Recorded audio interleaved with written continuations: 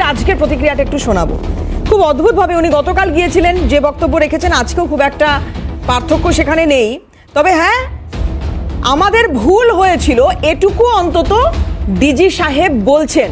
আমি একটু শোনাবো আমাদের দর্শকদের। রাজীব কুমার বিতর্ক যাকে পেছন ছাড়ে না, যার পেছন ছাড়ে না, সেই রাজীব কুমার সন্দেশখালী গেলেন, ঘুরে দেখলেন পরিস্থিতি, সেখানকার মানুষের সঙ্গে নাকি কথা বললেন, উচ্চ পর্যায়ে বৈঠক হলো এবং তারপরে ওনার মনে হলো যে হ্যাঁ ভুল ছিল। আর কি বলেছেন শুনুন।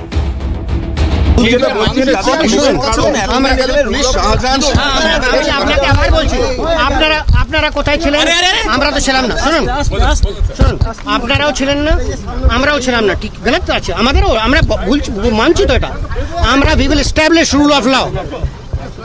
আসুন, যারা মানুষ নিজের হাতে আইন নেবে ওদের বিরুদ্ধে ফার্স্ট ব্যবস্থা হবে।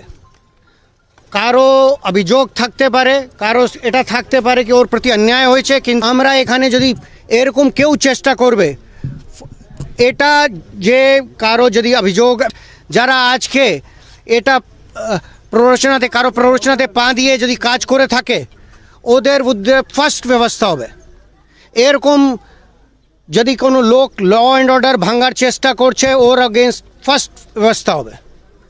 और আমরা শুনুন, আমি I am not hair two for a press conference, আপনারা দেখে দেন। আর মিডিয়াতেও আপনাদেরকে বলবো, কিছু কিছু লোক ওনাদেরকে নিজের ভূমিকার সম্বন্ধে চিন্তা করা উচিত না। নিজের হাতে আইন নিন, ইয়া আপনারা চাইছেন ওদের যে প্রতি যদি অন্যায় হয়ে থাকে ওর সুরাহা হোক। আমি এটাই বলে আমার বক্তব্য শেষ। আমি আবার বলছি, যে আইন করবে ওদের ইমিডিয়েটলি অ্যারেস্ট হবে। আর এখানে এই জন্যই আপনাদের সঙ্গে আমার অফিসার সঙ্গে বলবো, যারা বাড়ি ভেঙেছে ওদেরকে আগে ব্যবস্থা করব। যার প্রতি হয়ে থাকে ওদের সকলের প্রতি আমরা আশ্বাসন দিচ্ছি। আমরা স্টার্ট করেছি, কালকেও অনেক লোক জমি ফেরত পেয়েছে, যাদের অবস্থা ছিল ডিএম অফিস থেকে দেখেছে। কারো যদি অভিযোগ থাকবে আমরা দেখব। আপনাদের নিজের চিন্তা করা উচিত। আগে কেউ বলছিল মহিলাদের প্রতি এটা আছে, আমরা ওটা দেখছি, তারপরে এটা হচ্ছে। আপনারা